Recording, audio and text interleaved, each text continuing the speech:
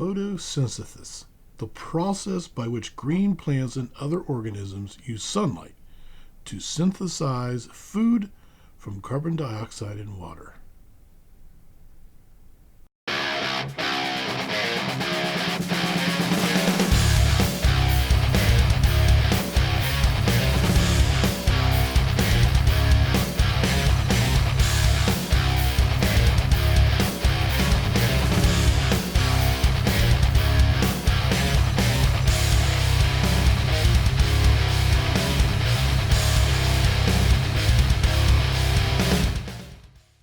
Welcome to the Game Cave, where the adventure starts right here at the table. I am your host, David Lee. And today's game, photosynthesis. See, I have trouble saying that word for some reason. But I'm going to be the first to admit that this game, when I saw it on the shelf, I passed it several times in the aisle. And then eventually, I bought the game. Because I said to myself, it's a game about trees. Why in the world would anybody want to play this game? Until I played the game, and then I understood exactly why people want to play this game. So let's go take a look right now at the rules and the setup of this game. And well, without further ado, let's just get started. So what we're looking at here is the board itself, the player board, where we're going to buy and a lot of the information on the board that we need to know throughout the game. Each player will get one of these boards. As you can see here, there's 8 small trees, 4 medium trees, and 2 large trees. And we have 6 seedlings that we can use throughout the game as well. We have a sun token that we use here to keep track of all the points that we will accumulate through the game. And we'll go with that when we go through the rules section. To set the board up, we're going to place the trees that go in the corresponding circle. So obviously the large trees will go into the large circle, medium into medium, and the smallest circle, your small trees will go into. So there are 2 large, 3 medium, and 4 small trees that go onto your player board. There's also 4 seedlings that go onto your board. So we're going to put these on the board right now. And there we go. And then we're going to put our sun token into the 0 spot, for we don't have any points right now. You're going to take the rest of the trees and stuff that you have and set them to the side. This is going to be our player pool. This is what we start the game out with. These are the trees we have to start the game out with. Anytime you buy something from your player board, it will go into your pool. So to set the board up, this is the main board. We're going to set the main board up here, and we're going to use the sun token here, or the sun dial, whatever you want to call it, and it's going to go into the spot right there where the transparent sun is. You're going to use that as your marker. That's where the sun starts, and it's going to rotate clockwise into each of the little corners there. There's 6 of them, so there's 6 turns per round. And then once you get the sun placed on the board, go ahead and take these tokens here. These are round tokens. I call them the round tokens. There's 1 through 4. And each time a sun rotates around the board 1 time, you're going to remove one of these tokens. In a normal game, there's going to be 3 rounds. You can go ahead and place all 3 tokens there on the sun. And the 4th one there is for the advanced rule set. So if you want, you can remove that from the game. Unless you're playing the advanced rule set, of course.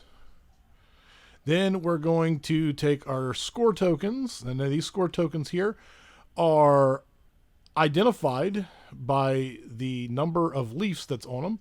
So if you cut down a tree in that section, that will be the token that you will be drawing from. To set these up, you're going to place them in the corresponding piles, and then you're going to put the numbers in descending order. So the largest number will be on top, and the smallest will be on the bottom. You place these to the side of the board, and then you'll arrange them however you want throughout the game. But I usually put them to the side, out of the way of all the players. The last thing we need to do is players now get 2 small trees, and in turn order, they get to place 1 tree down, and then they're going to go around a second time and do the exact same thing for a total of 2 trees for each player on the board to start the game. Now we're ready to play the very first round, and it goes like this. So in each round, there are 2 phases, and those are the photosynthesis phase and the life cycle phase. The first one is when we collect light points. And we do this by identifying the trees that have light that can touch them and are not in the shadow of another tree. In this example here, you can see the sun is floating down, and you can see the trees that may be hovering into the shadows, such as that yellow tree behind that big yellow one there. Each tree has a different set of values for its shadows. For instance, the large trees equal 3 of the round circles. So it's a 3 circle length shadow, and the medium is a 2, and the small tree is a 1. And there's a growing theme with this pattern. So what we're going to do is look at another graphic real quick, and I'll show you what I mean by that. So whether you're figuring up light points, shadows, or planting, this theme is true throughout the game. The small trees equal 1, the medium trees equal 2, and the large trees equal 3. So your sun points, your shadows, and your planting all have the exact same pattern. Simply just add up all the points, the trees that can touch the light, and then assign yourself the light points. Remember, the trees have to be taller than the tree in the shadow to get points. Also, seedlings do not award points. The second phase is called the life cycle phase.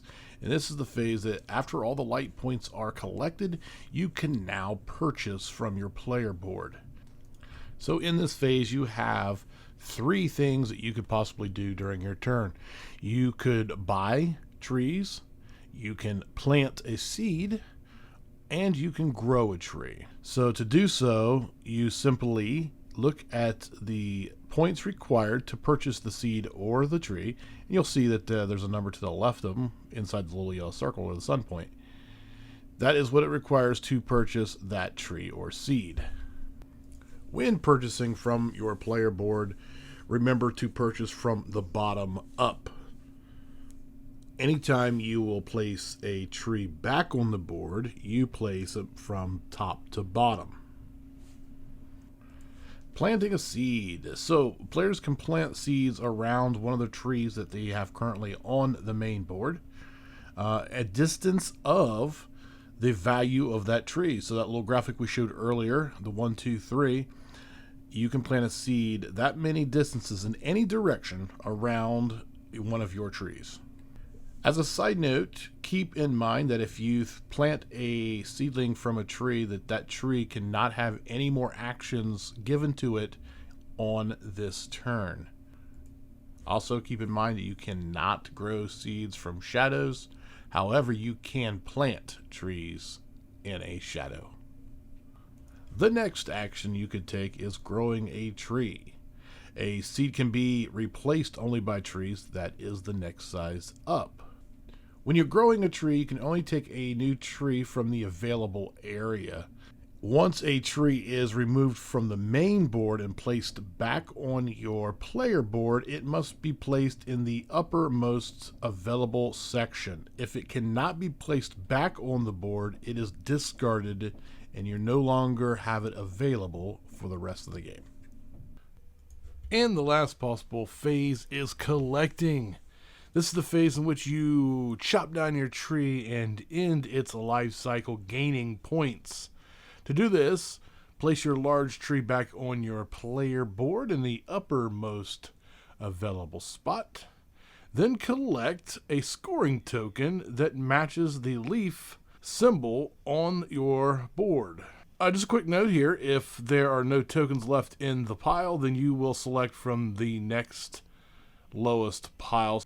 And after all players have taken their turn, the first player then passes the first player token clockwise to the next person. And then when the sun has completed one revolution, which is from the sun icon to the sun icon, you then remove the revolution counter and place it in a box.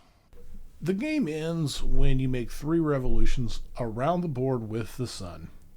Then total up all your points, and remember you get 1 point for every 3 unused sun points.